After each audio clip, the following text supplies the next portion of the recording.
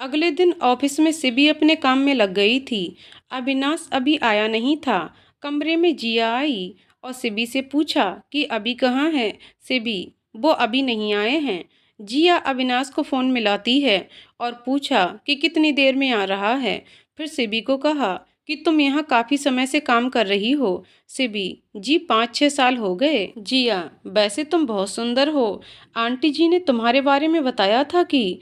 सिबी: आप तब तक सर का इंतज़ार करिए, मुझे ज़रा काम है, सॉरी। जिया: अरे छोड़ो ना, काम तो होता रहेगा। और उसके हाथ से फाइल छीन ली। सिबी को गुस्सा तो बहुत आया, पर फिर भी इतना ही कहा कि मैं ऑफिस में कोई पर्सनल बातें करना पसंद नहीं करती। तभी अविनाश भी आ गया और उन दोनों के चेहरे देखकर बोला कि क्या हुआ, सब ठीक है ना? मेरा मतलब माहौल थोड़ा गर्म लग रहा है। जिया: नहीं तो, हम तो ऐसे ही नॉर्मल बातें कर रहे थे। सिबी फिर से काम करने लगी। जिया अविनाश के पास बैठी रही। फिर अविनाश ने 3 कप चाय मंगवा ली। सिबी ने पीने से मना कर दिया और कहा कि सर, आपकी 1 घंटे बाद ताज होटल में मीटिंग है, इसलिए हो सके तो जल्दी चले जाएं। अविनाश ने बस हाँ ठीक है कहा और जिया से बातों में लग गया। सिबी की ना चाहते हुए भी नज़र अविनाश पर ही जा रही थी। वह देख रही थी, वह बहुत हंस हंस कर उससे बातें कर रहा है और कभी उसके कंधे पर और कभी चेहरे पर हाथ रख रहा है। जिया भी बार बार उसके हाथ पकड़ रही है। पता नहीं क्यों उसका खून खौल रहा था और मन में सोचने लगी कि रोमांस ही करना है तो बाहर जाकर करें। जब 15 मिनट और बीत गए तो सिबी खड़ी होकर उनके पास गई और कहा कि सर प्लीज, बातें बाद में भी हो सकती हैं, मीटिंग ज़्यादा ज़रूरी है जिसका आपको बहुत दिनों से इंतज़ार था। अविनाश समझ रहा था कि सिबी को जलन हो रही है और जिया को कहा कि अच्छा जिया, शाम को मिलते हैं। जिया तो चली गई। अविनाश: सब पेपर्स रेडी हैं? सिबी: जी। अविनाश: और तुम? सिबी: जी नहीं। अविनाश: मैंने पूछा नहीं, बता रहा हूँ कि जल्दी चलो, समय बहुत कम है। सिबी: तो बातें बाद में कर लेते। अविनाश: कुछ कहा तुमने? सिबी: जी चलिए, मैं रेडी हूँ। अविनाश गाड़ी चलाते हुए गुनगुनाने लगा, जबकि इससे पहले वह ऐसा नहीं करता था। सिबी मन में सोचने लगी कि बड़ी जल्दी जिया का फितूर चढ़ गया और कहा कि सुनिए, मुझे आपसे एक बात करनी है। अविनाश: हाँ 1 मिनट, जिया का फ़ोन आ रहा है, फिर बात करते हैं। सिबी मन में, अभी तो यहाँ से गई थी, और बाहर देखने लगी। अविनाश उससे फ़ोन पर बातें करने लगा। इसी चक्कर में गाड़ी ठीक नहीं चला रहा था। सिबी ने 1-2 बार आराम से कहा कि ध्यान से चलाओ, पर उसने सुना ही नहीं। हार कर सिबी अविनाश के हाथ से फ़ोन छीनकर बंद कर देती है। अविनाश गुस्से से बोला कि ये क्या बदतमीजी है। सिबी: सर ध्यान से चलाइए, वैसे भी फ़ोन पर बात करने से चालान हो सकता है और आप कुछ ज़्यादा ही बातों में खो गए थे। अविनाश खुश हो रहा था कि सिबी को बस जलन है और कुछ नहीं। कहा कि अच्छा बताओ, तुम भी कुछ कहने वाली थी? सिबी: जी, असल में मैं आपसे कल के लिए सॉरी बोलना चाहती थी, चिंता में कुछ ज़्यादा ही बोल दिया। अविनाश: कोई बात नहीं, ऐसा पहली बार तो नहीं हुआ, और घर में माँ की मदद के लिए थैंक्स। सिबी: कोई बात नहीं, वैसे भी आपकी शादी में अगर मैं कुछ काम करवा भी दूंगी तो मेरे लिए खुशी की बात है। अविनाश: हाँ लग तो यही रहा है। सिबी: जी मतलब? अविनाश: नहीं कुछ नहीं, वैसे जिया तुम्हें कैसी लगी? सिबी: आपने पसंद की है तो अच्छी है, मैं आपके लिए बहुत खुश हूँ। फिर दोनों होटल पहुँचे, मीटिंग ली और वहीं पर शाम हो गई। बीच में जिया के 2-3 बार फ़ोन आए, पर अविनाश ने फ़ोन सिबी को उठाने के लिए दे दिया। सिबी ने ही जिया को बार बार परेशान न करने के लिए कहा और बताया कि सर अभी मीटिंग में हैं। वापसी में अविनाश ने सिबी को घर छोड़ दिया और निम्मी से 5 मिनट मिलकर जल्दी ही चला गया और निम्मी को ये कहा कि उसे भी सगाई में ज़रूर आना है। अगले दिन अविनाश ऑफिस नहीं आया और सिबी को ज़रूरत पड़ने पर फ़ोन करने को कहा। उसने बताया कि आज वह शॉपिंग करने जा रहा है। पूरा दिन सिबी सारा काम तो करती रही, साथ ही पूरे स्टाफ को भी संभाला। जयपाल 2-3 बार चाय के लिए पूछ गया। आज उसे फुर्सत ही ना हुई। शाम होने वाली थी और वह जब थोड़ा फ्री हुई तो अविनाश की चेयर, जो कि खाली थी, वहां गई और उसे छूने लगी। मन में एक अजीब सी बेचैनी होने लगी कि अचानक सर ने शादी का फैसला कर लिया। पहली रात तक तो वो यही कह रहे थे कि बस मेरा इंतज़ार कर रहे हैं, और फिर ये सब। फिर सोचा चलो अच्छा ही है, आखिर अपने माँ पापा की इकलौती संतान है, उनके भी तो कुछ सपने होंगे। पर मुझे पता नहीं क्यों खालीपन सा लग रहा है, मुझे ही यहाँ से चले जाना चाहिए। अब तो अनुभव के कारण भी कहीं भी नौकरी मिल जाएगी। सगाई वाले दिन मधु जी ने सिबी को सुबह ही बुला लिया। अविनाश अपने कमरे में बैठा यही सोच रहा था कि क्या वह सही कर रहा है।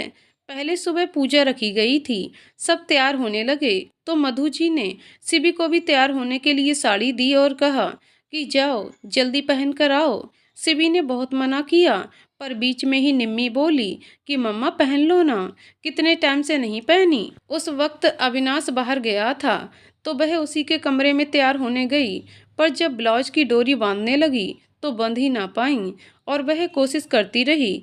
तभी अविनाश अंदर आया और उसकी नज़र सिबी पर पड़ी तो एकटक देखता रह गया। वह गुलाबी सिल्क साड़ी में गजब लग रही थी, जबकि सिबी का ध्यान ही ना गया कि अविनाश उसे देख रहा है और उसी की तरफ बढ़ भी रहा है। जब अविनाश उसके ब्लाउज की डोरी बांधने लगा तो सिबी को पता चला, कहा कि छोड़िए कि आप क्या कर रहे हैं। पर अविनाश की उंगलियां जब उसकी गर्दन को छू गईं तो आगे के शब्द उसके मुंह में ही रह गए। अविनाश ने उसके कंधों को पकड़कर अपनी तरफ घुमाया और बोला कि सिबी। बीच में ही सिबी बोली कि आपको दरवाज़ा नॉक करके आना चाहिए था। चलो खैर, आपका शुक्रिया, मैं चलती हूँ। वह जैसे ही आगे बढ़ी, अविनाश ने हाथ पकड़कर अपनी तरफ खींच लिया और उसकी आंखों में झांकते हुए कहा कि सच में तुम्हें कोई फर्क नहीं पड़ रहा मेरी और जिया की सगाई से। सिबी ने बहुत हिम्मत करके कहा कि आपको इस वक्त ऐसी बात शोभा नहीं देती और ना ही मुझे फर्क पड़ता, आप तैयार हो जाइए। फिर जाने लगी तो अविनाश ने कहा ठीक है, मैं तो अब वैसे भी मजाक कर रहा था। तभी निम्मी कमरे में आ गई और अविनाश से लिपट कर बोली कि अंकल, आपकी शादी के बाद आप हमसे मिलने नहीं आओगे क्या? अविनाश, ऐसा कैसे हो सकता है भला, मैं आपसे हमेशा मिलता रहूँगा। सिबी, चलो निम्मी, अंकल को तैयार होने दो। उसकी बाजू पकड़कर खींचने लगी। अविनाश ने निम्मी को प्यार से अपनी तरफ किया और सिबी को बोला अब ले जाकर दिखाओ इसे। सिबी, ये जो आप इसे बिगाड़ रहे हो ना, वो किस हक से? और ये मेरी बेटी है, आपकी नहीं। निम्मी, मम्मा और अंकल, आप दोनों लड़ना बंद करें, चलो मैं चलती हूँ। अविनाश, तुमसे ज़्यादा समझदार तो ये छोटी सी बच्ची है। सिबी, हाँ आखिर मुझ पर ही तो गई है, और उसे लेकर नीचे चली गई। पर अविनाश बस उसी के बारे में सोचता रहा कि सिबी ने बस मेरी बात ना मानने की ठानी हुई है और सारा गुस्सा बेचारी बच्ची पर निकालती रहती है। फिर नीचे जाकर पूजा में बैठा, पर आंखें तो केवल सिबी पर ही थीं। पर आज तो सिबी भी उसे ही देखे जा रही थी। सोच रही थी कि जिया की किस्मत सच में ही बहुत अच्छी है जिसे ये मिल रहे हैं। पर दिल में उसके आज पहली बार उसे खो देने का डर साफ था, जिसे वह लाख कोशिशों के बाद भी छुपा नहीं पा रही थी और जिसे अविनाश बखूबी समझ भी रहा था और देख भी रहा था। शाम को बहुत सारे मेहमान आ गए। सिबी भी किसी न किसी काम में लगी रही। जिया एक पल के लिए भी अविनाश से दूर नहीं हुई और सिबी अपने आप को बहुत खुश दिखाने की कोशिश करती रही। फिर सबके सामने दोनों ने एक दूसरे को अंगूठी पहनाई। तालियों की आवाज़ सिबी को चुभने लगी और वह बाहर आकर खड़ी हो गई। मधु जी खुशी के मारे फूली नहीं समाई। सब बड़ों ने उन्हें आशीर्वाद दिए। अविनाश अंदर से बहुत दुखी था, पर अब उसके पास कोई चारा नहीं था। बाहर दिवाकर जी ने जब सिबी को अकेले खड़े देखा तो बोले कि क्या हुआ सिबी, तुम यहाँ अकेले खड़ी हो? सिबी, बस ऐसे ही अंकल जी। अंदर जोर से सिर दर्द हो रहा था। दिवाकर जी, सिर दर्द या दिल में बेचैनी हो रही है? सिबी ने अपनी गीली आंखें छुपाते हुए कहा कि नहीं अंकल जी, दिल में भला क्यों बेचैनी होने लगी, मैं तो बहुत खुश हूँ, कहकर निम्मी को लेकर घर लौट आई। अविनाश को भी बहुत बाद में पता चला कि सिबी घर चली गई है। निम्मी के सोने के बाद से भी आंखें बंद करके बैठे बैठे ही सोचती रही कि आज अविनाश को आखिर अपनी खुशी मिल ही गई है। तभी अविनाश का फोन आया। वह झट से उठाती है जैसे इसी बात का इंतजार हो। अविनाश, आज बड़ी जल्दी फोन उठा लिया। सिबी, वो बस इसलिए कि निम्मी की आंख ना खुल जाए। अविनाश, तुम बिना बताए क्यों चली गई? नाराज हो क्या? सिबी, आपको इस वक्त जिया को फोन करना चाहिए, ना कि मुझे। अविनाश, क्यों? वैसे तुम्हें ज्यादा याद आ रही है वो, तो तुम ही कर लो उससे बात। सिबी, आपको कोई जरूरी बात करनी थी या ऐसे ही गलती से फोन मिल गया? अविनाश, हाँ बात तो जरूरी करनी है, पर अब कल ऑफिस में ही करता हूँ। सिबी का मन भारी सा था, रुककर बोली कि ठीक है। सुबह ऑफिस में अविनाश काफी बिजी रहा। सिबी आज दूसरे कमरे में काम कर रही थी, कुछ सामान चेकिंग कर उसे पैकिंग करवा रही थी। लंच टाइम में अविनाश ने सिबी को बुलाकर कहा कि आज कोई मीटिंग नहीं है। सिबी, जी आज कोई मीटिंग नहीं है। अविनाश, पर मेरी एक बहुत जरूरी मीटिंग है 3 बजे, तुम तैयार रहना। सिबी, पर मेरी लिस्ट में तो ऐसा कुछ नहीं है। अविनाश, तुम्हारी लिस्ट मेरे से भी बड़ी है क्या? सिबी, जी नहीं, नहीं तो। गाड़ी में बैठते ही सिबी ने पूछा कि जाना कहाँ है, तो अविनाश ने कहा कि तुम इस वक्त अपने बॉस के साथ हो, ज़्यादा सवाल मत करो। सिबी चुप होकर बाहर देखने लगी।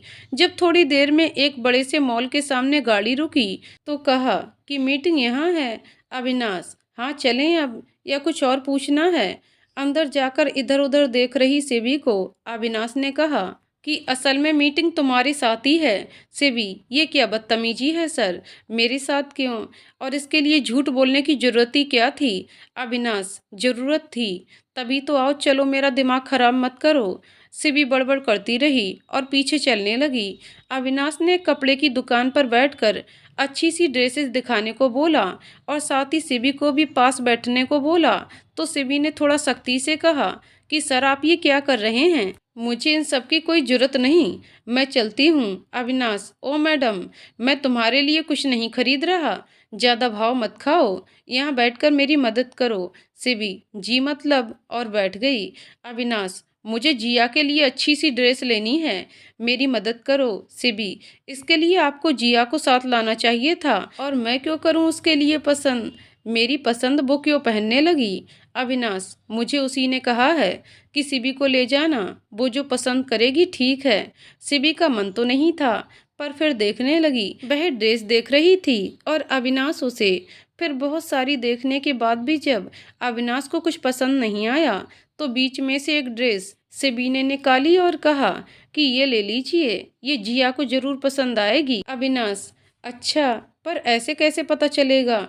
तुम पहन कर दिखा दो तो समझ आएगी। सिबी, सर मैं ये नहीं पहन सकती, लेकिन ये बहुत अच्छी है, पैक करवा लें।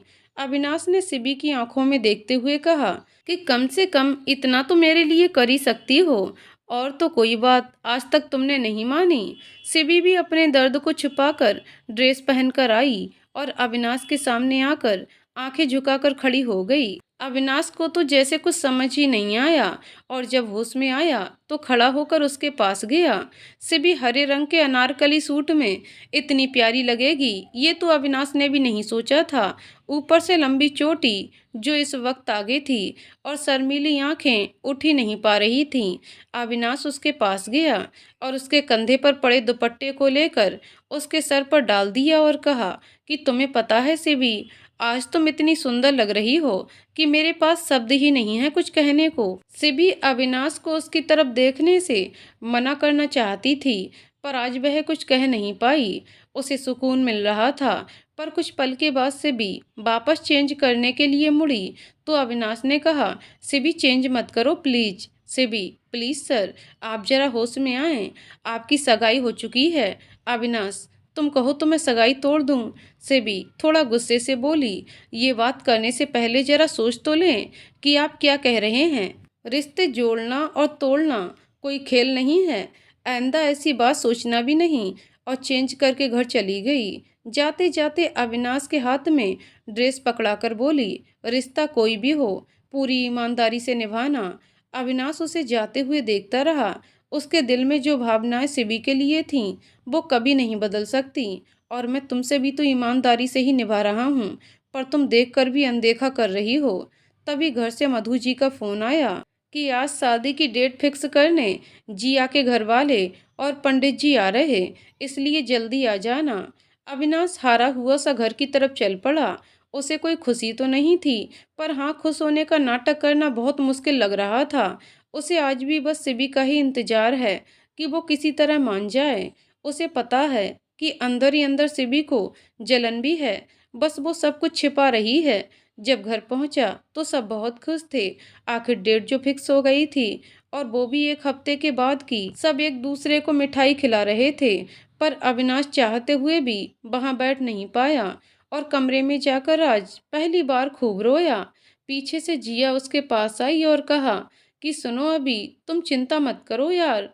अविनाश उसी के गले लगकर बोला, कैसे ना करूं चिंता, अगर अभी भी सिबी ने हाँ नहीं की तो ये सब सच में ही अपनी शादी करवा देंगे। फिर क्या होगा? अब तक तो झूठा नाटक कर लिया, आगे इन्हें मनाना या समझाना बहुत मुश्किल हो जाएगा। जिया, हाँ ये तो है, सिबी बहुत जिद्दी है और शायद घमंडी भी, तभी तो देखो ना, मान ही नहीं रही। और मेरे तो बैठे बिठाए इतना हैंडसम और कमाऊ लड़का मिल रहा है, सच बताऊं तो मेरा तो इरादा बदलने का मन कर रहा है। अविनाश जिया को पीछे धकेलते हुए बोला, खबरदार, अगर एक शब्द भी सिबी के लिए बोला तो। और हमारी डील हुई थी कि अगर सिबी शादी के लिए तब भी ना माने तो हम ही किसी बहाने से इसे कैंसिल करवा लेंगे। जिया, हाँ यार, मैं तो बस तुम्हारा ध्यान बदल रही थी। सॉरी, तुम किसी टूर पर ले जाओ ना उसे, शायद उसका मन बदल जाए, मैं भी साथ चलती हूँ। अविनाश, हाँ विचार तो अच्छा है, पर पहले तो तब तक शादी आगे बढ़ाने के लिए बोलना होगा, और ये तुम करोगी, समझी? जिया, हाँ ठीक है, मैं लगाती हूँ कोई जुगाड़, पर तुम कोई बिजनेस टूर अरेंज करो, शायद कुछ बात बन जाए। अविनाश उस रात बस यही सोचता रहा कि आखिर सिबी को बाहर ले जाने के लिए कैसे मनाएगा। सिबी रात भर ये सोचती रही कि कहीं मैं सच में ही तो निम्मी की खुशियों को खत्म तो नहीं कर रही। अविनाश एक अच्छा पिता बन सकता है, उसमें कोई भी शक नहीं। और उससे भी बड़ी बात, निम्मी भी उसे चाहती है, पर अगर वो आगे बढ़ रहा है तो मुझे उससे बहुत दूर रहना चाहिए, कहीं जिया को बुरा ना लग जाए। क्योंकि अविनाश तो आज भी चाहता है, ये मैं जानती हूँ, पर मैं उसके बारे में सोच भी क्यों रही हूँ। अब तो उसके लिए दिल में कुछ लाना भी गलत है, और ये सब मेरे ना करने ही से तो हो रहा है। अच्छा है वो शादी करके खुश रहे। सुबह सिबी उठी तो उसका सिर भारी हो रहा था।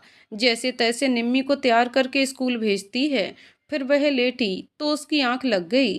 करीब 1 घंटे बाद नींद खुली तो वह हड़बड़ा कर उठी। टाइम देखा तो परेशान हो गई, पर फिर भी उससे उठा नहीं गया, बुखार जैसा लग रहा था। हिम्मत करके चाय बनाई और तैयार होने लगी। ऑफिस जाने की बिल्कुल हिम्मत ही नहीं थी, लेकिन जाना जरूरी था और वह पहुंच गई। थोड़ा बहुत काम किया, अविनाश ने भी आते ही बहुत सारा काम बता दिया और फोन पर बिजी हो गया। काम पूरा करके अविनाश की टेबल पर रखकर कहा, सर आज कोई मीटिंग नहीं है और काम भी लगभग हो गया है, और कोई काम है तो बता दीजिए। अविनाश, तुम मेरा कहा काम करती कहाँ हो? सिबी, मतलब मेरा लिया सूट आपकी जिया को पसंद नहीं आया क्या? और मैं तो पहले ही कह रही थी। अविनाश, वो बात नहीं है, वो सूट तो वैसे भी तुम ही पहनोगी। सिबी, अच्छा, आप कैसे कह सकते हैं? अविनाश, बस कह दिया तो कह दिया। और हाँ, आज शादी के इनविटेशन आने वाले हैं, तुम सेलेक्ट कर लेना और उसे बता देना। सिबी, ये काम सर आप ही कर लें। और शादी की डेट फिक्स हो गई क्या? अविनाश, वही तो मैं कह रहा था कि तुम कहा हुआ काम करती कब हो, और डेट फिक्स हो गई तभी तो, पर थोड़ा लेट है, इसी बात का दुख है। सिबी, क्यों, 6 महीने बाद की है क्या? अविनाश, अरे नहीं, अगले हफ्ते, पर मुझसे तो इतना इंतजार भी नहीं हो रहा। और सिबी की आंखों को गहराई से देखने लगा, जो बस छलकने ही वाली थीं, पर सिबी ने उन्हें रोक लिया और कहा कि कोई बात नहीं सर, सब्र का फल मीठा होता है। अविनाश, पर यह बात मेरे लिए तो गलती साबित हो रही है। दूसरी तरफ मुंह करके अपनी नम आंखों को पोंछने लगा। तभी उसके फोन पर किसी का फोन आया और वह बात करने लगा। साथ ही सिबी को कोई इशारा किया कि उसे कोई जरूरी बात करनी है, इसलिए यहीं रुके। तब तक सिबी भी टेबल पर हाथ रखकर उस पर अपना चेहरा रखा और आंखें बंद करके लेट गई। उसे कब नींद आ गई उसे पता ही ना चला। जब अविनाश ने उसे ऐसे देखा तो सोचा कि सिबी, अभी भी कुछ नहीं बिगड़ा, मान जाओ, आखिर चाहती क्या हो। यही सोचते हुए उसे न जाने कब तक देखता रहा। फिर दरवाजे पर जब जयपाल ने नॉक किया तो अविनाश ने 2 चाय मंगवा ली। पर वह हैरान था कि सिबी आवाज से भी नहीं उठी। ऐसा पहले तो कभी नहीं हुआ। चाय भी आ गई, तब भी सिबी नहीं उठी। अविनाश ने 2-3 बार आवाज भी लगाई, पर कोई असर नहीं हुआ। फिर उसके पास आकर उसके हाथ छू कर देखे, और फिर माथा जो बुखार से तप रहे थे। वह बिना कोई देर किए उसे गोद में उठाकर दूसरे रूम में ले गया और अच्छे से लिटाया। तुरंत डॉक्टर को बुलाकर चेकअप कराया। डॉक्टर ने दवाएं दी और कहा कि हो सके तो पूरे शरीर पर ठंडे पानी की पट्टियां रखे, तभी ठीक होगा, वरना एडमिट कराना पड़ेगा। उस वक्त सारा लेडीज स्टाफ जा चुका था। अविनाश ने उसकी हालत देखी नहीं जा रही थी। वह जिया को बुलाकर सारी समस्या बताता है और वहीं सिबी के शरीर पर ठंडे पानी की पट्टियां रखती है। लगभग 2 घंटे बाद सिबी का बुखार कुछ कम हुआ, पर पानी के कारण सिबी के कपड़े भी गीले हो गए, तो जिया चेंज कर देती है। अविनाश अंदर आकर जिया को थैंक्स कहता है और कहा कि आज जो तुमने किया है वो सच में एक दोस्त ही कर सकता है। जिया, अब ज्यादा बातें ना बनाओ और सिबी को दवा भी दे दो, पर उससे पहले इसे कुछ खिलाना भी तो होगा। पर सोते वक्त तो मुश्किल है, पर मैं कोशिश करती हूँ दवा देने की। कम से कम ठीक तो होगी तो उठेगी, और फिर कुछ खिला देना। अविनाश, हाँ ऐसा ही करो। जिया दवा देकर बाहर चली गई और अविनाश ने ले जाकर मम्मी को निम्मी का ध्यान रखने को कहा और बता दिया कि सिबी थोड़ा लेट आएगी। 1 घंटे बाद सिबी की आंख खुली और काफी ठीक महसूस कर रही थी। उसने देखा कि अविनाश पास में ही चेयर पर आंखें बंद किए बैठा है। वह धीरे धीरे बैठी, तभी उसकी नज़र अपने कपड़ों पर गई तो गुस्से से उबलने लगी और हिम्मत करके उठी। तभी अविनाश की भी आंख खुल गई और कहा कि अरे तुम लेटी रहो, मैं तुम्हारे लिए कुछ खाने के लिए मंगवाता हूँ, और फ़ोन मिलाने लगा। तभी उसके गाल पर एक जोरदार तमाचा पड़ा, जिससे उसके हाथ से फ़ोन भी छूट गया। वह हैरानी से सिबी को देखने लगा, जो उसे खा जाने वाली नज़रों से देख रही थी। अविनाश कुछ बोलता इससे पहले ही सिबी चिल्लाई, तुम्हारी हिम्मत भी कैसे हुई? मैं सोच भी नहीं सकती थी कि तुम इतने घटिया निकलोगे। मुझे तुम पर कितना विश्वास था, तुमने सब मिट्टी में मिला दिया। अविनाश ने उसकी बाजू पकड़कर गुस्से से कहा कि क्या बकवास कर रही हो और क्या सोचकर ऐसा कह रही हो? तुम्हें क्या मैं इतना घटिया लगता हूँ? हद है। पर सिबी इतनी गुस्से में थी कि उसे कुछ सुनाई नहीं दिया, साथ ही चक्कर भी आने लगे। दोनों ही एक दूसरे को घूर रहे थे।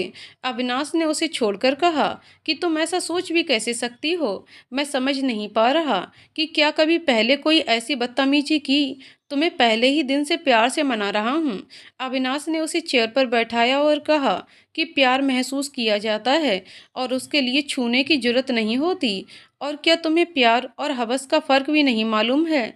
कैसी सोच है तुम्हारी? घिन आ रही है मुझे तुम्हारी सोच पर। सिबी को सोचने की स्थिति में नहीं थी, पर आंखों में आंसू लिए एकटक अविनाश को देखने लगी। अविनाश, जरा मेरी आंखों में तो देखो सही, क्या तुम अंधी हो जो मेरी आंखों में कुछ दिखाई नहीं देता?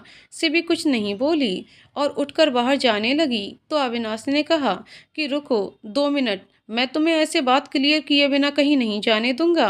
मुझे कुछ नहीं जानना, देरी हो रही है, जा रही हूँ, और कल आपको मेरा रेजिग्नेशन लेटर मिल जाएगा। सिबी कहकर नीचे चली गई।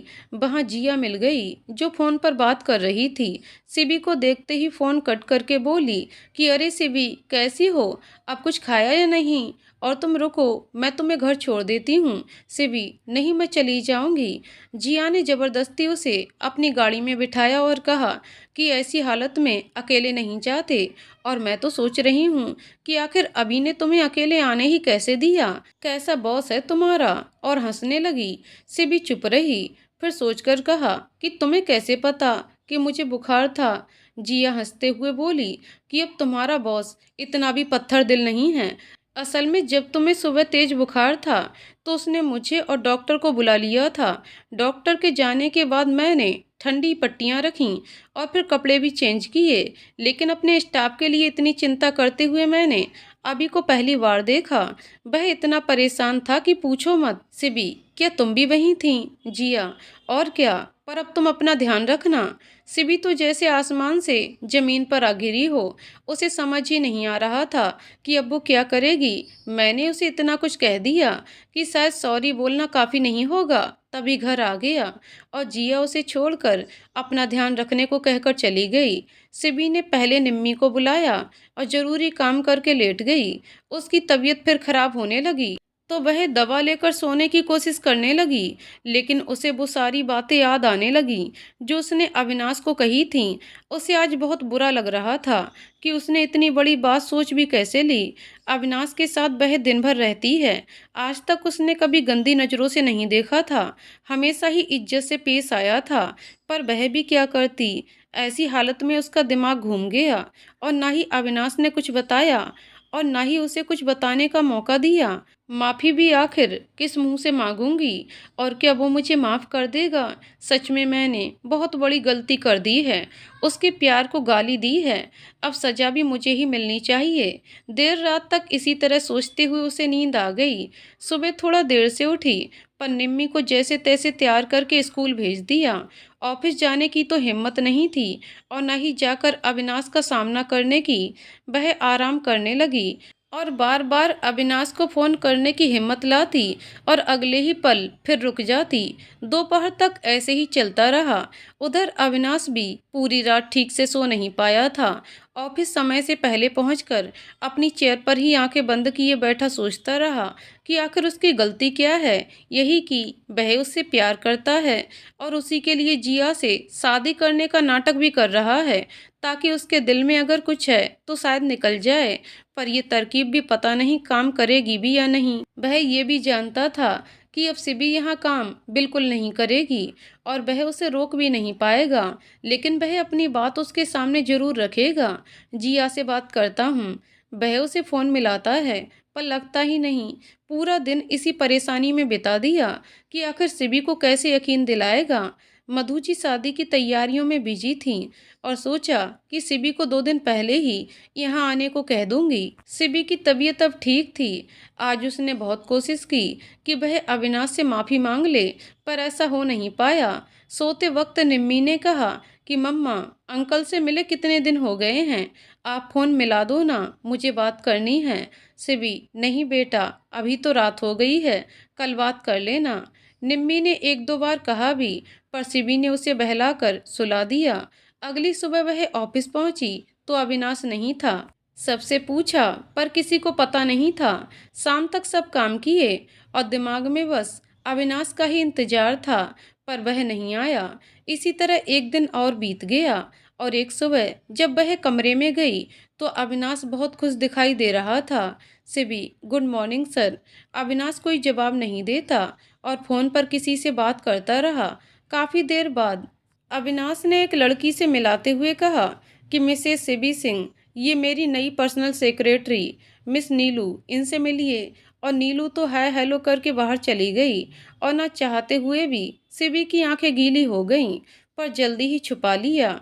तो अविनाश ने कहा कि मिसेस सिबी, वैसे तो जॉब छोड़ने से पहले 1 महीना पहले नोटिस देना होता है, पर बस आपके लिए, ताकि कोई दिक्कत ना हो, मैं सब मैनेज कर लूँगा। आप दे दीजिए अपना रेजिग्नेशन लेटर। पर सेबी उसे हैरानी से देखने लगी तो अविनाश ने कहा कि आप यही तो चाहती थीं। मैंने तो आपकी ही इच्छा का ध्यान रखा है। और हाँ, अगर आपको जरा सा भी विश्वास हो, मैंने दूसरी कंपनी में आपके लिए बात कर ली है। आप चाहें तो वहाँ जा सकती हैं, यहीं पास में है। सिबी, पर सर, मैं आपसे कुछ कहना चाहती थी। मेरा मतलब, मुझे कुछ बात करनी है। अविनाश, देखिए मिसेस सिबी, मैं पहले भी बता चुका हूँ, मैंने कुछ भी गलती नहीं की है। हाँ, अगर फिर भी आप मेरी शिकायत करना ही चाहती हैं तो कर लीजिए, मैं कोई भी सज़ा सहने को तैयार हूँ। मुझे कोई शिकायत नहीं होगी, क्योंकि इससे पहले भी बिना गलती के मार खा ही चुका हूँ। इतना सुनते ही से भी जोर से रोने लगी तो अविनाश खड़ा होकर उसके पास आया और कहा कि अच्छा, इतने पर भी अगर मन नहीं भरे तो लो तुम और जी भर के मार लो। सिबी हाथ जोड़कर खड़ी हो गई, नजरें झुकाकर कहा कि मुझे माफ़ कर दो अभी, मैंने आप पर शक किया। सच में मैं उसी दिन से आपसे माफ़ी मांगना चाहती थी, पर आप मिले भी नहीं और फ़ोन पर कहने की हिम्मत नहीं हुई। अविनाश, पर क्यों? माफ़ी तो मुझे मांगनी चाहिए ना। तुम्हारी नज़र में तो पाप तो मैंने किया है। सिबी उसके दोनों हाथों को पकड़कर बोली, प्लीज़ मुझे माफ़ कर दो, जो एक सच्चे दोस्त पर शक कर गई। अविनाश, पर तुम तो उस दिन कुछ और ही कह रही थीं। हाँ, तब मुझे नहीं पता था, लेकिन जब मैं नीचे गई तो जिया मिल गई। उसने सारी बात बताई। मैं तब से ही अपने आप को दोषी समझ रही हूँ, और कब अविनाश के गले लग गई उसे भी पता न चला। अविनाश के दिल से तो सारा बोझ पल भर में उतर गया, पर उसे ये पता था कि अगर सिबी को माफ़ कर दिया तो वह कभी अपने दिल का हाल नहीं जान पाएगी। अविनाश, ठीक है, और उसे अपने से दूर करते हुए कहा कि आइंदा सोच समझकर बोलना। मुझे कहीं जाना है, मैं चलता हूँ। सिबी, पर आप ये तो बता दें कि मुझे माफ़ किया या नहीं। अविनाश थोड़ा बेपरवाही से बोला कि हाँ, कर दिया, और तुम चाहो तो ये जॉब करो या नहीं, कहकर चला गया। लेकिन उसके दिल में सिबी के लिए इतना प्यार कम होने की बजाय और बढ़ गया। उसे एहसास था कि अगर सिबी से थोड़ी दूरी बनाई जाए या उसे इग्नोर किया जाए तो वह हो सकता है ये मान ले कि वह भी प्यार करने लगी है। मधु जी, बेटा अभी शादी के 4 दिन बचे हैं, तुम्हारी शॉपिंग बची है, और कल से घर के फंक्शन भी शुरू हो जाएंगे। अविनाश, माँ मैं अपने आप ले आऊँगा, आप चिंता ना करें, बाकी काम देख लें, और फ़ोन कट कर दिया। मन में ये उथल पुथल थी कि शादी तो आगे बढ़ाना चाहता था, वो भी नहीं कर पाया। सिबी की बातों ने दिमाग ऐसा घुमाया कि कुछ सोच ही ना पाया। अब क्या होगा? अगर सिबी नहीं मानी तो मुझे ही कुछ करना होगा। दूसरी बात, जिया भी तो परेशान है। पापा को तो मना लिया है, पर माँ का मानना मुश्किल है। उधर सिबी भी अपनी ही सोच में डूबी हुई थी कि अविनाश ने माफ़ भले ही कर दिया है, पर मेरे दिल पर अभी भी एक बोझ सा क्यों है। आखिर उनकी शादी का सोचते ही मेरे हाथ पांव ठंडे क्यों पड़ जाते हैं। फिर काम होते ही घर चली गई और वहां अपनी बहन निशा से बात की, जिसने बताया कि उसकी सहेली के ऑफिस में एक मैनेजर की पोस्ट खाली है। तुम चाहो तो कोशिश कर लो। सिबी, ठीक है, मैं अगले हफ्ते बताती हूँ। सारी रात करवटें बदलती रही, पर नींद नहीं आई। अविनाश का हाल भी ऐसा ही था। अगले दिन ऑफिस में गई तो अविनाश को खुशी हुई कि उसने जॉब छोड़ने का फैसला कैंसिल कर दिया है। सिबी, सर आज आपकी एक मीटिंग है जो यहीं ऑफिस में है, सभी फाइल तैयार हैं। अविनाश, ओके, मैं देख लूँगा, और नीलू को बुलाकर दूसरी ब्रांच में भेज दिया। मीटिंग के वक्त भी अविनाश सिबी से उतना ही बोला जितना जरूरी था, और शाम को जाते वक्त इतना ही कहा, अगर तुम चाहो तो मेरी मदद कर सकती हो। सिबी बिना कोई सवाल किए उसके पीछे चल पड़ी, और एक मॉल में अविनाश ने अपनी ड्रेस चुनने के लिए कहा। सिबी को समझ नहीं आ रहा था कि क्या करे, पर कहीं वह फिर से बुरा ना मान जाए। सारी ड्रेस देखने लगी और 2 पीस निकाल कर अविनाश को ट्राई करने को कहा, पर अविनाश ने कहा कि तुमने पसंद की है तो अच्छी ही होगी, और पैक करने को बोल दिया। सिबी ने कहा भी कि आप एक बार तो देख लें। अविनाश ने पेमेंट की और चल पड़ा, बस इशारा ही किया कि जल्दी चलो। सिबी गाड़ी में बैठ गई। अविनाश ने गाड़ी सीधा उसी के घर के आगे रोकी। सिबी उतरकर अंदर जाने लगी। पीछे मुड़कर देखा तो अविनाश भी आ रहा था। वह थोड़ा हैरान हुई तो अविनाश ने कहा कि चिंता मत करो, बस 5 मिनट निम्मी से मिलकर चला जाऊंगा। सिबी, जी ऐसी कोई बात नहीं, आप आइए, वो तो आपको याद कर ही रही थी। अविनाश, जानता हूँ तुम्हारे बताने की जरूरत नहीं है। निम्मी अविनाश को देखकर बहुत खुश हुई और अविनाश का हाथ पकड़कर कहा कि अंकल, आप नाराज थे क्या जो इतने दिनों के बाद आए। ये सुनते ही अविनाश ने शिकायत वाली नज़रों से सिबी को देखा तो वह चाय बनाने के बहाने किचन में चली गई। अविनाश निम्मी से हंसकर ऐसे बात कर रहा था कि लग ही नहीं रहा था कि वह सिबी से नाराज है। निम्मी भी उसे बताती है कि वह मम्मा को बहुत बार बोलती है कि मेरी बात करवा दे, पर वह बहाने बना देती है। अविनाश, हाँ बेटा, कोई बात नहीं, आप अपने आप ही फ़ोन कर लिया करो। तभी सिबी चाय ले आई। जैसे ही अविनाश को देने लगी, निम्मी उछलकर बीच में आ गई, जिससे सारी चाय अविनाश के हाथ पर गिर गई। सिबी की तो जान ही निकल गई, एकदम से चीखी, निम्मी जाओ तुम यहाँ से। और अविनाश भी खड़ा हो गया और कहा कि क्यों डांट रही हो, इतना ज़्यादा भी नहीं जला। तब तक सिबी अविनाश का हाथ पकड़कर नल तक ले गई। और पानी के नीचे करके बोली, इस लड़की की उछल कूद कभी खत्म नहीं होती। जब देखो मस्ती, देखिए जरा कितना जल गया है, और आप कह रहे हो कि कुछ नहीं हुआ। आप भी ना बिल्कुल बच्चे बन जाते हो इसके साथ, और सारी गलती मेरी ही है जो इसके सामने चाय देने लगी। वह चिंता में बोले जा रही थी, लेकिन अविनाश को दर्द बहुत प्यारा लग रहा था, जो कि इस वक्त सिबी की आंखों में साफ दिखाई दे रहा था। उसकी मुस्कान देखकर सिबी बोली, और आप मुस्कुरा रहे हैं, ये नहीं कि उसे डांट दें। देखिए जरा कैसे लाल हो गया है। अब परसों शादी की रस्में कैसे करोगे? अविनाश उसके हाथ से अपना हाथ खींचकर बोला कि तुम्हें चिंता करने की जरूरत नहीं है, मैं जा रहा हूँ। सिबी वापस हाथ खींचकर बोली, जब तक मैं दवा ना लगा दूँ आप हिलोगे नहीं। और सोफे पर बिठाकर दवा ले आई, घुटनों के बल बैठी और दवा लगाने लगी। अविनाश के लिए ये पल बहुत कीमती था, लेकिन वह नकली गुस्सा दिखाते हुए बोला कि वैसे तुम ये सब क्यों कर रही हो सिबी? क्यों? जब मैं मुश्किल में होती हूँ तो आप भी तो मदद करते हो, और मैं तो फिर भी ज़्यादा कुछ नहीं कर रही। इस वक्त आप मेहमान हो और ये मेरा फर्ज है। अविनाश, अच्छा बस इसलिए? सिबी, हाँ नहीं, मैं पहले आपके लिए दूसरी चाय बना लाती हूँ। अविनाश, थैंक्स, अब मेरा मन नहीं है। और निम्मी को बुलाया, जो डर के मारे बहुत देर बाद बाहर आई।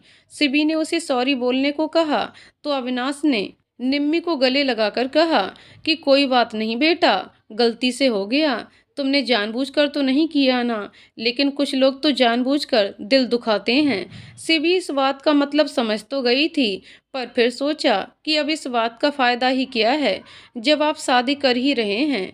निम्मी अंदर चली गई और अविनाश ने कहा, अच्छा मैं चलता हूँ। सिबी, जी अपना ध्यान रखना, वरना फपोले पड़ जाएंगे। अविनाश थोड़ा सा स्माइल करके चला गया। सिबी काफ़ी देर बैठी यही सोचती रही कि आखिर में इतना परेशान क्यों हो गई थी। मुझसे भी उनका दर्द क्यों नहीं देखा गया। अविनाश की आंखों में आज भी मेरे लिए प्यार साफ नजर आता है। क्या वो शादी करके खुश रहेंगे? अगर नहीं तो फिर क्यों कर रहे हैं? लेकिन वो करे भी तो क्या, जब मैंने हाँ नहीं की।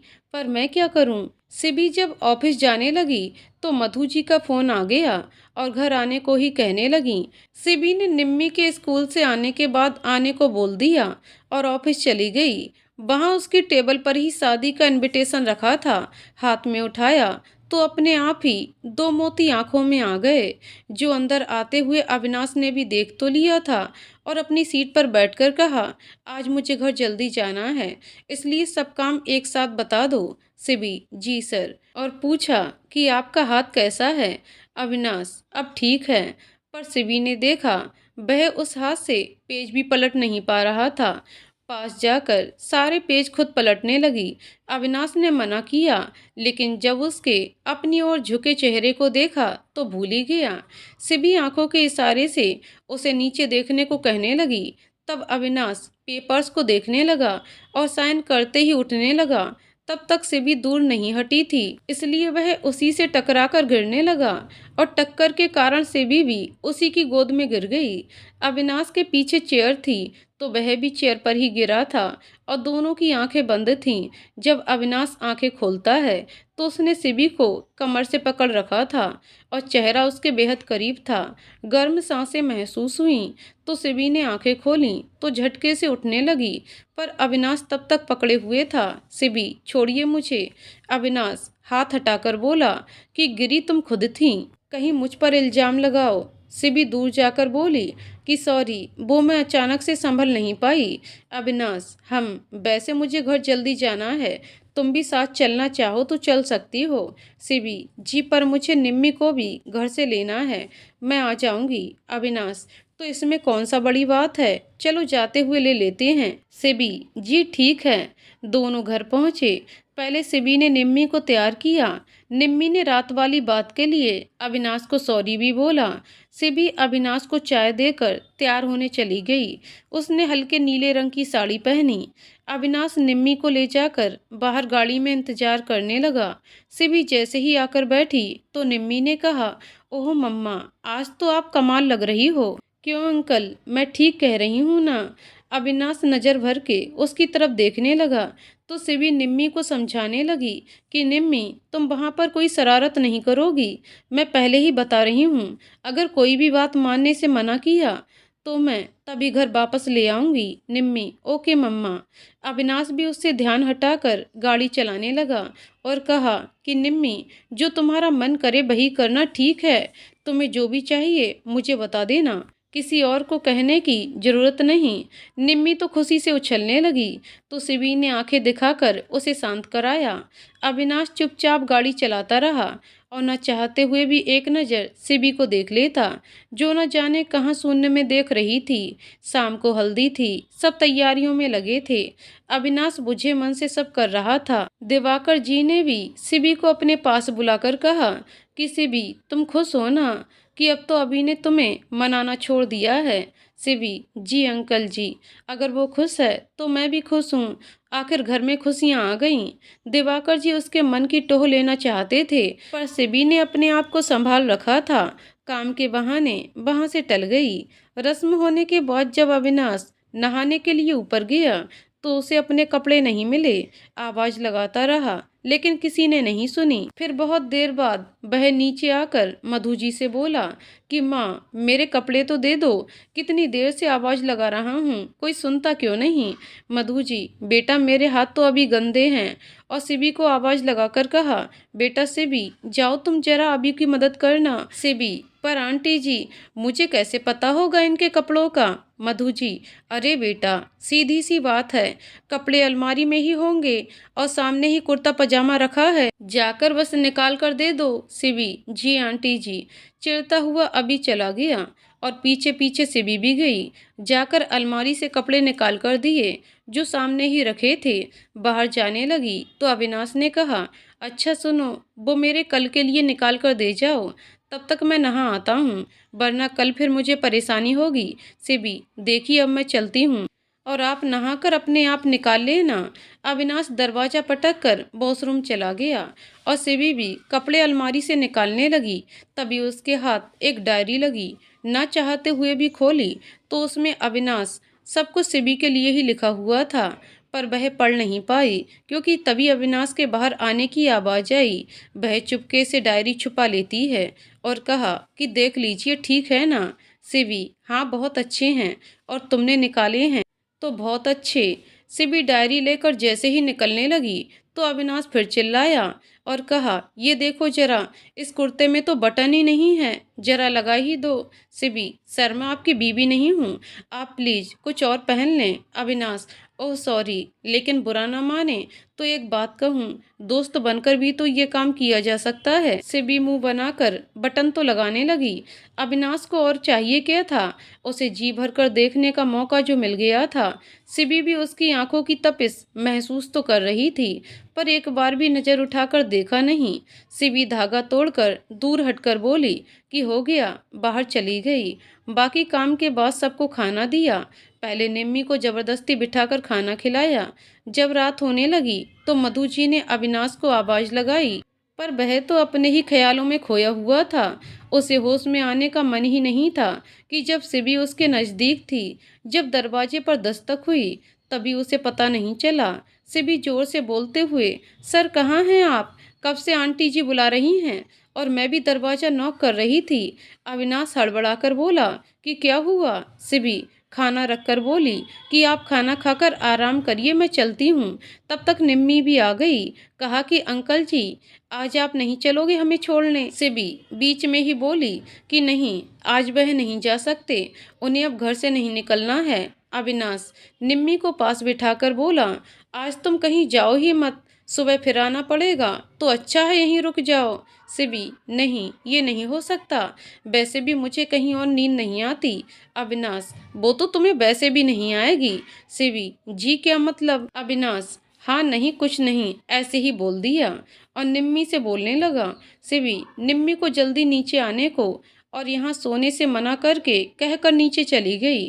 थोड़ी देर बाद अविनाश निम्मी को गोद में लिए नीचे आ गया और कहा कि देखो, आज मैंने इसे नहीं सुलाया और मैं इसे ले भी आया हूँ। कहीं तुम ये ना कहो कि मैंने जानबूझकर सुलाया है। सिबी की हंसी छूट गई। अविनाश उसे पल भर के लिए देखता रहा और कहा कि आज तुम्हें पहली बार हंसते हुए देखा है। सिबी एकदम से रुक गई और कहा कि आप निम्मी को मुझे दीजिए, मैं टैक्सी से चली जाती हूँ। अविनाश कुछ कहता इससे पहले ही सिबी टैक्सी रोक लेती है और निम्मी को लेकर बैठ गई। अविनाश, पहुंचकर फोन जरूर करना और हाँ, जल्दी वेन्यू पर पहुंच जाना। सिबी छोटा सा हाँ करके ड्राइवर को गाड़ी चलाने को कहती है। अविनाश अपने कमरे में बैठा सोच रहा था कि अगर अभी भी सिबी नहीं मानी तो जिया को क्या जवाब दूंगा। वह तो मानी इस शर्त पर थी कि मेरी शादी का सुनकर शायद सिबी अपने दिल की बात कह ही दे। तभी जिया का फोन आता है। अविनाश ने फोन पिक करते ही कहा, मैं तुम्हारे बारे में ही सोच रहा था। जिया, अच्छा कहीं मुझसे प्यार तो नहीं हो गया। अविनाश, क्या बकवास है। जिया, ज्यादा उड़ो मत, मुझे भी तुम में जरा भी रुचि नहीं है। मैंने फोन इसलिए किया कि अब आगे क्या प्लान है। मेरे मम्मी पापा भी मेरा साथ देकर थक गए हैं। उधर सचिन भी गुस्से में है कि तुम्हें इतना बड़ा ड्रामा करने की जरूरत ही क्या थी। अविनाश, तो मैं कौन सा खुश हूँ और मेरा दिमाग तो इस वक्त बंद हो चुका है। देखता हूँ क्या हो सकता है। सिबी सुबह उठी तो निम्मी ने जल्दी तैयार होकर चलने के लिए कहा, पर सिबी ने कहा कि थोड़ा रुक कर चलेंगे। जब जाने लगी तो मन भारी सा हो रहा था, आंखें बार बार छलकने लगीं। पहुंचकर देखा तो सब मेहंदी और संगीत की तैयारी में लगे हुए थे। वह भी चुपचाप सी बैठ गई। एक औरत ने उसे भी मेहंदी लगाने को कहा तो वहां से टलकर एक कमरे की बालकनी में खड़ी हो गई। वहां जिया किसी से पहले ही फोन पर बात कर रही थी। पहले तो सिबी ने ध्यान ही नहीं दिया, लेकिन जब उसने अविनाश के बारे में बार बार जिया को गलत बोलते सुना तो वह और भी ध्यान से सुनने लगी। जिया, अरे मुझे तो उसकी दौलत से मतलब है। शादी के कुछ टाइम बाद उसे तलाक ले लूंगी और आधी से ज़्यादा प्रॉपर्टी अपने नाम करवा कर ऐसी ऐस और जिंदगी में चाहिए ही क्या। दूसरी तरफ कौन क्या कह रहा है ये तो सिबी के लिए सुनना मुश्किल था, पर इतना जरूर पता चल गया था कि कोई खास दोस्ती होगा जो उसे गाइड कर रहा है। सिबी का खून खौल गया कि इतने नेक इंसान को जिया धोखा दे रही है, जबकि वह पहले ही सब कुछ उसके नाम करने वाला है। अभी कुछ दिन पहले ही तो सारे पेपर्स रेडी करवाए हैं। वह जिया के करीब जैसे ही जाने लगी पता लगाने के लिए आखिर उसका क्या मकसद है, तभी जिया फोन कट करके बाहर जाकर बैठ गई और मेहंदी लगवाने लगी और उसके चेहरे पर ऐसी स्माइल कि दिल में क्या चल रहा है किसी को पता ही ना चले। सिबी अविनाश को सब बताना चाहती थी, पर आज वह ज्यादा ही खुश होने का नाटक कर रहा था और सिबी को देखकर भी अनदेखा कर रहा था। अविनाश मेहंदी लगवाते वक्त नम आंखों से सिबी को देख तो रहा था, पर चोरी चोरी बाकी सब भी डांस में बिजी थे। जिया ने सिबी को अपने पास बुलाकर कहा कि तुम खुश नहीं हो क्या अविनाश की शादी से। सिबी, नहीं ऐसा कुछ नहीं है, मैं बहुत खुश हूँ। जिया, तो तुम्हारे चेहरे पर उदासी क्यों छाई है। कहीं तुम्हें बुरा तो नहीं लग रहा कि अभी ने अब तुम्हें मनाना छोड़ दिया है। सिबी, नहीं बिल्कुल नहीं, पर मुझे तुम्हारे इरादे ठीक नहीं लग रहे हैं। जिया, इरादे कुछ भी हों, शादी तो मेरे से ही कर रहा है ना। और हंसती हुई अविनाश के पास चली गई। सिबी का दिमाग घूम रहा था। वह सोच रही थी कि किससे बात करे। फिर वह दिवाकर जी से मिलने गई तो वह भी मेहमानों से बातें करने में बिजी थे। फिर उसने मधु जी को बताने की सोची और वह बहाने से उन्हें एक तरफ ले जाकर सब बता दिया कि जिया अविनाश के लिए ठीक नहीं है। लेकिन मधु जी ने सिबी को ही फटकार दिया और कहा कि ऐसा तुम बस जलन में कह रही हो। बड़ी मुश्किल से तो मेरा बेटा शादी के लिए माना है और तुम हो की टांग अड़ा रही हो। मैंने तो फिर भी तुम्हें यहाँ बुलाया और फैमिली मेंबर की तरह रखा और तुम हो कि हमारी ही खुशियों को तबाह करना चाहती हो। सिबी तुरंत वहाँ से वापस आने के लिए निम्मी को बुलाने गई तो देखा अविनाश अपने हाथों से उसे मेहंदी लगा रहा है। उस वक्त वह भूल गई कि उसे क्या सुनने को मिला है और अपलक दोनों को देखने लगी। लेकिन अब मधु जी से उसका वहां खड़ा होना भी सहन नहीं हो रहा था। वह उसे घूरने लगी और अविनाश को बोला, इससे भी ज़्यादा ज़रूरी काम है, पहले वो कर लो। लेकिन अविनाश ने कहा कि वह निम्मी को मेहंदी लगाकर ही उठेगा, उसके लिए इससे ज़्यादा ज़रूरी काम और कोई नहीं है। सिबी चुपचाप एक कोने में बैठ गई। उधर सब डांस करने लगे। जिया और अविनाश भी कपल डांस कर रहे थे। जिया, अभी मैंने लास्ट हथियार तो डाल दिया है, अब देखो तुम्हारी सिबी क्या करती है। अविनाश, हाँ, उसका मूड तो खराब लग रहा है और मेरे दिल की धड़कन बढ़ती जा रही है कि कल क्या होगा। मुझे तो लगता है वो कल आए ही ना। जिया, अच्छा तुम जरा मुझे एक किस करो जब वह इसी तरफ देख रही हो। अविनाश, पागल हो क्या, सब बड़े भी तो हैं यहाँ। जब तक अविनाश ने अपनी बात पूरी की तो जिया ने अपने होठ अविनाश के गालों पर रख दिए। अविनाश आंखें फाड़कर देखने लगा और कहा कि तीर शायद निशाने पर लगा है। सिबी देखते ही पीट करके खड़ी हो गई और सोचा ये जिया भी बहुत इडियट है। रात हो गई तो सिबी निम्मी को ले जाकर जाने लगी और अविनाश तभी उसके पास आया और कहा कि आज तो यहीं रुक जाओ, सब मेहमान भी यहीं हैं। सिबी, मिल गई फुर्सत मुझसे मिलने की। अविनाश, हाँ क्यों, कोई काम था क्या मुझसे? असल में सब रस्मों में थोड़ा बिजी था। सिबी, हाँ वो तो मैं देख ही रही थी, कितना ज़्यादा बिजी थे। अविनाश, तो रुक जाओ, कल के बाद तो मैं कहूँगा ही नहीं। सिबी, नहीं मुझे जाना ही होगा, और कहकर चली गई। अविनाश ने फिर जोर से आवाज़ लगाकर कहा कि मैं कल इंतजार करूँगा। रात भर सिबी को नींद नहीं आई। सुबह उठी तो जाने का मन तो बिल्कुल नहीं था, पर सोचा पहले ऑफिस में जाकर जरूरी काम निपटाकर चली जाऊंगी। उसे जिया के बारे में भी तो पता लगाना था। बहन निम्मी को लेकर पहले ऑफिस गई, वहाँ सब कुछ चेक किया, सब ठीक था, उसे राहत मिली। फिर वह वेन्यू पर पहुंची। मधु जी ने उसे देखते ही मुंह बना लिया। अविनाश और जिया अलग अलग कमरों में तैयार हो रहे थे। वह पहले जिया से मिलने गई, जो थोड़ी बहुत तैयार थी। उसका दिल भी भारी हो रहा था, पर सिबी को देखते ही चहकने लगी। उसे कभी अपने कंगन तो कभी लहंगा बड़ा चढ़ाकर दिखाने लगी। सिबी, मुझे तुमसे जरूरी बात करनी है, और वो भी अकेले में। जिया, पर इस वक्त? सिबी, हाँ अभी, और बाकी सबको बाहर भेज दिया। जिया, यार ऐसा क्या हो गया, मुझे तैयार होना है, अभी बहुत कुछ बाकी है। सिबी, देखो जिया, मुझे घुमाकर बात करनी नहीं आती, सीधा सा सवाल है, आखिर तुम ये सब क्यों कर रही हो? अविनाश को धोखा देने की तुम सोच भी कैसे सकती हो?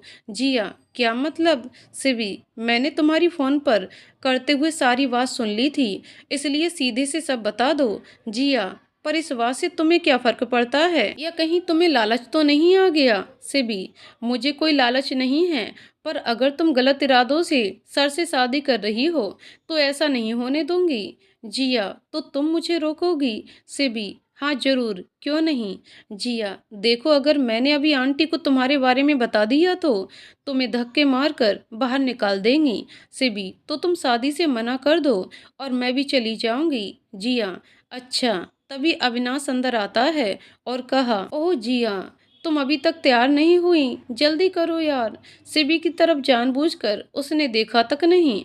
जिया, बस 5 मिनट, मैं अभी आती हूँ, पर यार सिबी को यहाँ से निकालो, ये मेरे से बदतमीजी कर रही है। अविनाश, क्या बात है सिबी, तुम आज बहुत परेशान लग रही हो। सिबी, मुझे आपको कुछ बताना है। अविनाश, देखो सिबी, सारी बातें बाद में करेंगे और तुम भी एंजॉय करो, और वैसे भी तुम ही तो चाहती थी कि मैं किसी और से शादी कर लूं। सिबी, लेकिन सर 1 मिनट तो सुनिए। अविनाश बाहर जाते जाते रुक गया और कहा कि हाँ बोलो, लेकिन जल्दी। सिबी सब जल्दी जल्दी जिया के इरादों के बारे में बता देती है, लेकिन सब सुनकर भी अविनाश के चेहरे पर जरा भी सिकन नहीं आई और कहा कि पर तुम्हें इस बात से क्या फ़र्क पड़ता है, और न ही मुझे, क्योंकि मैं ये शादी बस अपनी फैमिली के लिए कर रहा हूँ, और जिया चाहे मुझे अगले दिन ही छोड़ दे। सिबी, पर आप सब जानते हुए भी ऐसा करोगे, उससे आपकी फैमिली को ज़्यादा तकलीफ होगी। अविनाश उसके करीब आया और आंखों में झांक कर देखा। पहले तुम ये बताओ कि तुम्हें मेरी चिंता क्यों है? सिबी, आप बहुत बड़ी गलती कर रहे हैं।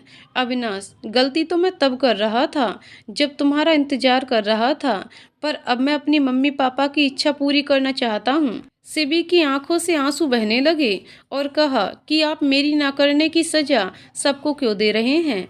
अविनाश, तो मेरे पास कोई और चारा भी तो नहीं है। तुम बताओ क्या करूं? सिबी पीठ मोड़कर खड़ी हो गई और जिया ने कहा कि अभी फालतू बातों में कहीं मुहूर्त ना निकल जाए। तुम चलो, मैं अभी आती हूँ। अविनाश बाहर चला गया और उसके जाते ही जिया ने सिबी को गले लगाकर कहा, तुम चिंता मत करो, सब ठीक हो जाएगा। सिबी ने उसे हैरानी से देखते हुए बोली कि मतलब, और तुम अचानक से ऐसा क्यों कह रही हो? जिया, बस मेरी एक बात का जवाब हाँ या ना में दो, बाकी सब मुझ पर छोड़ दो। सिबी, क्या मतलब? जिया, तुम अभी से प्यार करती हो या नहीं? सिबी आंखें झुकाकर बोली, पता नहीं, पर उनके साथ कुछ गलत होने नहीं दे सकती। पर तुम उनसे शादी करने वाली हो, और ये सवाल मुझसे क्यों? जिया, वो इसलिए क्योंकि मैं अभी से ना तो प्यार करती हूँ और ना ही शादी करना चाहती हूँ। मैं तो अपने सचिन से प्यार करती हूँ और मेरी शादी आज ही उसी से होने वाली है। और मुझे ये भी पता है कि तुम भी अभी से बहुत प्यार करती हो, लेकिन बस डर है कि लोग क्या कहेंगे, है ना? मैं सही कह रही हूँ ना? लेकिन क्या तुम ये सहन कर पाओगी कि जिससे तुम प्यार करती हो वो किसी और के साथ कभी खुश नहीं रह पाएगा और वो बस तुमसे ही प्यार करता है? मैं तो अभी चली जाऊंगी और वो शायद कभी खुश नहीं रहेगा, इसलिए उसे अपना लो। लोगों की मत सोचो, अपनी जिंदगी का और अपनी बच्ची की खुशियों का फैसला तुम खुद करो और ये बस तुम्हारा अधिकार है। सिबी, पर वो सब जो तुम फोन पर बात कर रही थी और सर भी तुमसे शादी करने वाले हैं, सगाई भी हुई थी, वो सब क्या था? जिया, वो सब हम दोनों का नाटक था, तुम्हारे मुंह से सच निकलवाने के लिए। सिबी, क्या पर मैं फिर भी उनसे शादी नहीं कर सकती? आंटी मुझे बिल्कुल पसंद नहीं करती। तभी दिवाकर जी अंदर आए और कहा, जिया, तुम्हारा नाटक खत्म हुआ या नहीं? तेरी ससुराल वाले कब से राह देख रहे हैं और हमारी होने वाली बहू को जल्दी तैयार करके बाहर भेजो। अविनाश कहीं चिंता में पिघल ना जाए। और सिबी की तरफ देखकर कहा कि बेटा, आगे की चिंता मत करो, मैं सब संभाल लूंगा, तुम बस मेरे अविनाश को संभाल लो। सिबी की आंखों से झरझर आंसू बहने लगे और वह दौड़कर दिवाकर जी के पांव छूकर निशब्द सी आंखें झुकाकर खड़ी हो गई। दिवाकर जी, जिया किसी को बुलाकर सिबी को जल्दी से तैयार करो। और हाँ बेटा, तुम्हारा भी बहुत बहुत धन्यवाद जो अविनाश का इतना साथ दिया। खुश रहो। उनके बाहर जाते ही जिया सिबी को तैयार करवाती है, सिबी को समझाती है कि अविनाश बस उसी से प्यार करता है। ये सारी रस्में करते हुए अंदर से बहुत दुखी हुआ है, पर उसकी मजबूरी थी। मेरी तरफ तो उसने कभी प्यार से देखा तक नहीं। सिबी को अपनी गलती का एहसास हो रहा था कि उसने अविनाश को बहुत परेशान किया है। जिया मजाक में अविनाश को फ़ोन पर मैसेज करती है, यार कैसी जिद्दी लड़की है सिबी, अभी भी टस से मस नहीं हुई और अब तो मैं भी आ रही हूँ, पर चिंता मत करो, मैं कल ही तुम्हें छोड़कर चली जाऊंगी। अविनाश मुंह लटकाकर बैठा बरमाला के लिए इंतजार करने लगा, जबकि बाकी लोग उसे चिढ़ाने लगे। थोड़ी ही देर में जब दुल्हन आई तो सबकी नज़रें उसी ओर घूम गईं, लेकिन घूंघट के कारण चेहरा दिखाई नहीं दिया। सब खुशी से तालियां बजाने लगे। निम्मी अविनाश की तरफ देखकर सोच रही थी कि काश ये मेरे पापा होते, और यही सोचकर उदास सी एक कोने में चेयर पर बैठ गई। अविनाश ने भारी मन से दुल्हन के गले में वरमाला डाली और दुल्हन ने भी कांपते हाथों से अविनाश के गले में वरमाला डाली। फेरों के वक्त भी घूंघटी था। मधु जी ने एक दो बार कहा भी कि दुल्हन अपना चेहरा तो दिखाए, पर दिवाकर जी ने ये कहकर रोक लिया कि पंडित जी ने ही घर जाने तक चेहरा दिखाने से मना किया है। फेरे भी हो गए और कन्यादान भी जिया के मम्मी पापा ने ही किया, पर निम्मी अपनी मम्मी को ढूंढती रही जो नहीं मिली। विदाई के वक्त भी वहीं साथ थे। जब घर पहुंचे तो पूजा के बाद मधु जी ने दुल्हन का चेहरा देखना चाहा, लेकिन फिर दिवाकर जी ने बहाने से रोक दिया और कहा कि पहले दोनों बच्चों को थोड़ा आराम तो करने दो, फिर मुंह दिखाई पर नेक देते वक्त देख लेना। निम्मी को एक पल के लिए भी दिवाकर जी ने आंखों के साथ ओझल नहीं होने दिया, साथ साथ रखा।